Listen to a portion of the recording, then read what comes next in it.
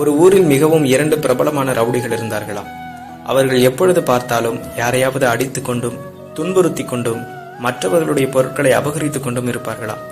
இவர்கள் பொதுவாக இப்படி செய்வது வழக்கமாக வைத்திருந்தார்கள். அப்பொழுது ஒரு நாள் அவர்கள் தொழிலுக்கு கிளம்புகிற பொழுது ஒருவர் மட்டும் வரவில்லையாம்.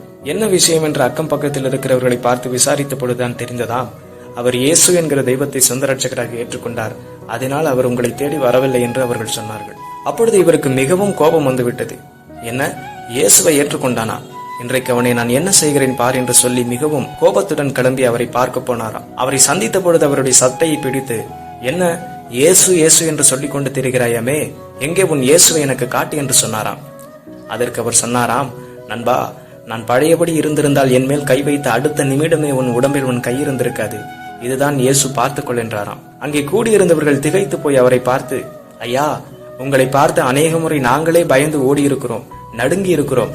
ஆனால் உங்களுக்குள் இப்படி ஒரு மாற்றம் எப்படி வந்தது என்று கேட்டபொழுது அவர் சொன்னாராம், ஐயா, நான் இயேசு என்கிற தெய்வத்தை சொந்த ரட்சகராக ஏற்றுக்கொண்டேன், அவர்தான் என்னை பூரணமாக விடுதலையாக்கினார் என்று சொன்னாராம். இயேசுவுக்கு முன்பதாக எதிர்த்து நிற்க முடிந்த என்னால் அவருடைய அன்புக்கு முன்பதாக எதிர்த்து நிற்க முடியவில்லை என்று சொன்னாராம். என் அன்பு சகோதர சகோதரிகளே, வேதம் சொல்லுகிறது, கிறிஸ்துவின் அன்பை விட்டு நம்மை பிரிப்பவன் யார்?